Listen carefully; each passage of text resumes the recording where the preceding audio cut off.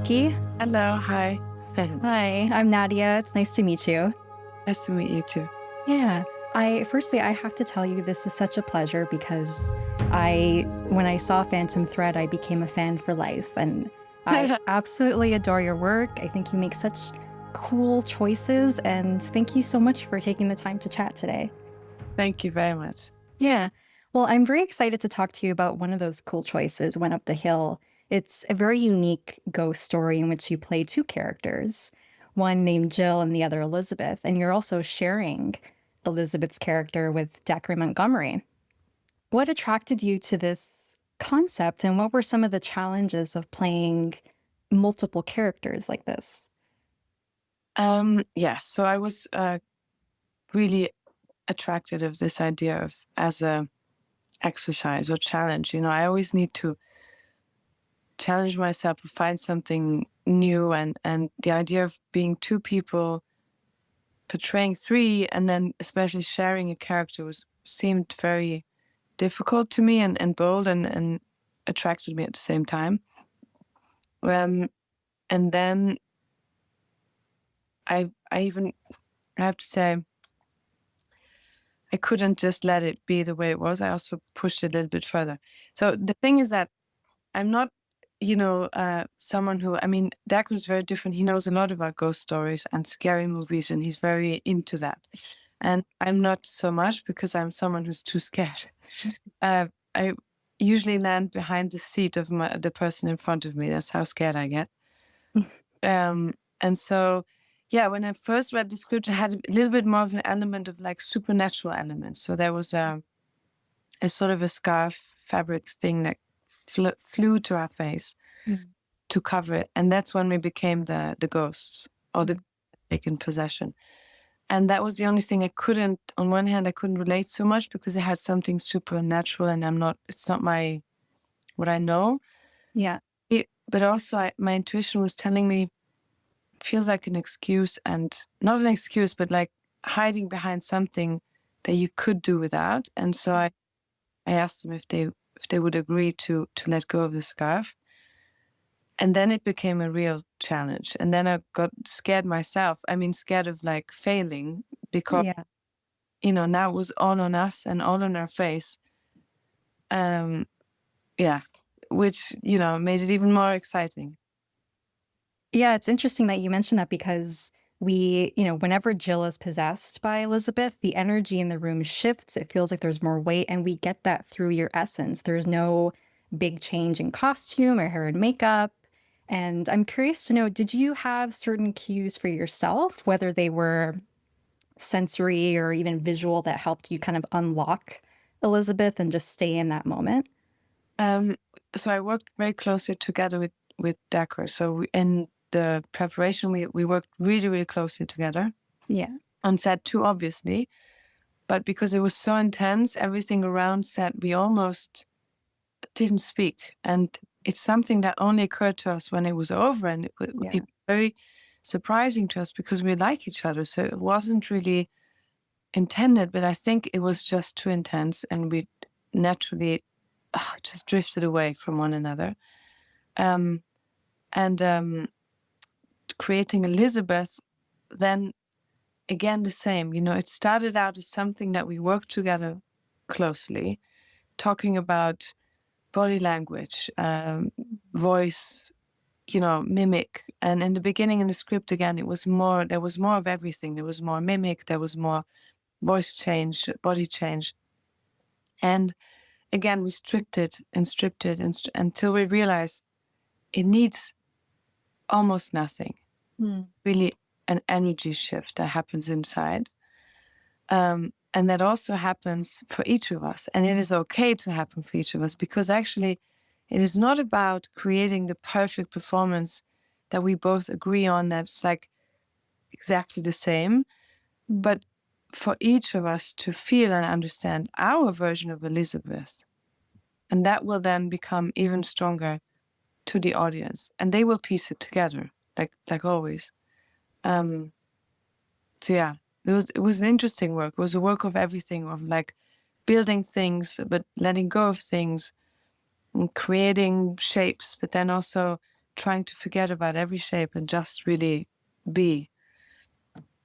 And I think to me, the one thing to create Elizabeth that I thought of the most and that helped me, or, that was Elizabeth for me, was the wanting to possess someone else, even break someone else because of your own incapability of living. Just because you can't live and you want to leave and this is all too much.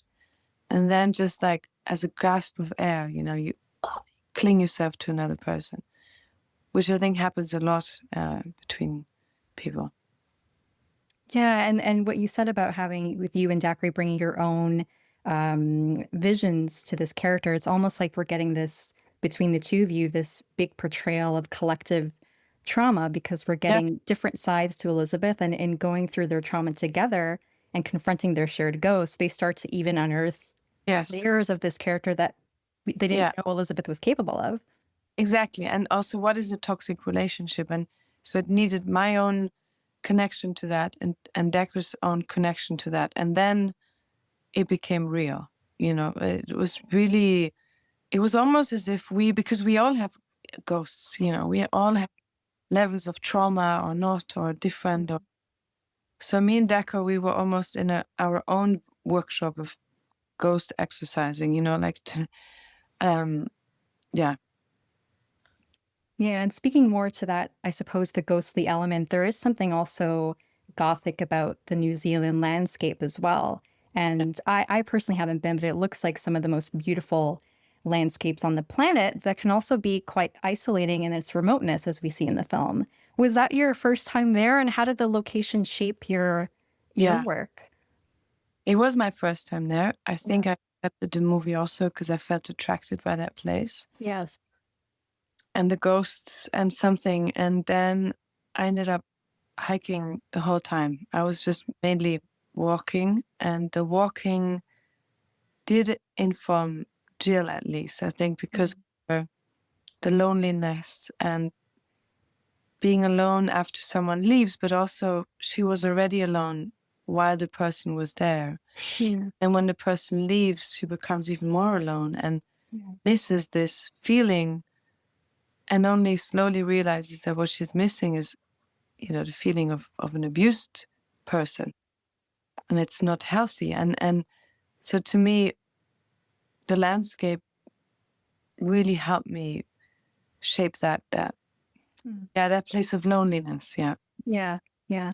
And also adding to that energy is Samuel. I know you've worked with many great directors, now adding Samuel onto your list. Could you speak to collaborating with him and what were some of his storytelling qualities, either as a writer or director, that you appreciated?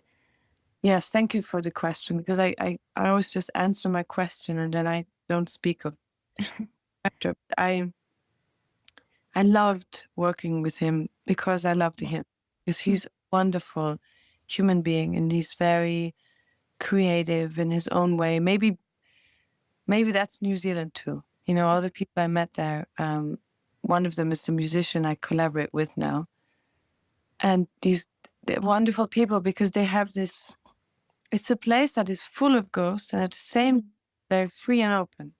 It's both, it's very light and very heavy at the same time. Yeah. So the people are quite complex because they live in such a complex landscape and complex energy field, I would say.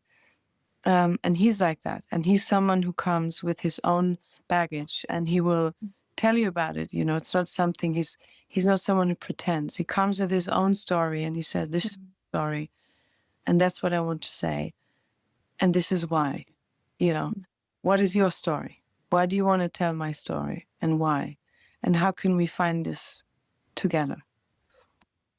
Yeah, and it sounds like he gave you the space to play as well and to really, lean into the intuition of playing your character too.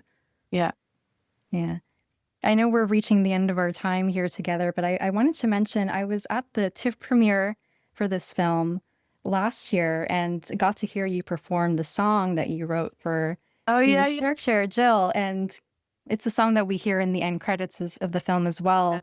And I'd love for you to speak to kind of your journey of with that song. And did the lyrics take on new meaning when you performed it for the first time?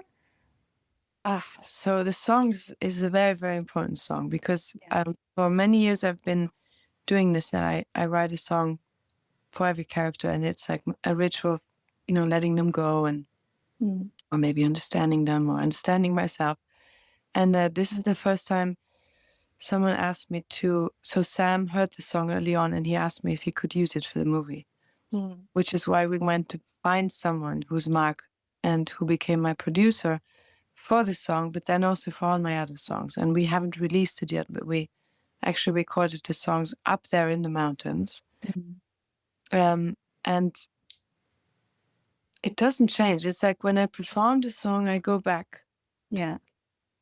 and I go back to the feeling. And I personally lost someone very close Mm. to me, and doing the movie, but mainly doing that song, because the song deals with, living without a person, and or living without, what I Mm. like. Someone is gone and suddenly they are even more present because they're gone, and you have to live with that presence. And the song was, I think, what helped me to move on and, let something go and free Yeah. myself. And it was a very, very grateful that Sam asked me to use the song for the movie. Yeah, and it's beautiful that we get it as an audience at the end of the film because it does leave a lasting impact, a Yeah, lasting impression. Yeah. yeah, Well, I'm getting the wrap here, so I just wanted to say, Vicky, this was such a pleasure. Thank yeah. you so, so much for your insight on the film and for your time, and I hope we get to chat again soon. Thank you very much. That was very nice. Thank you. Have a great day. You too. Have a great day. Bye.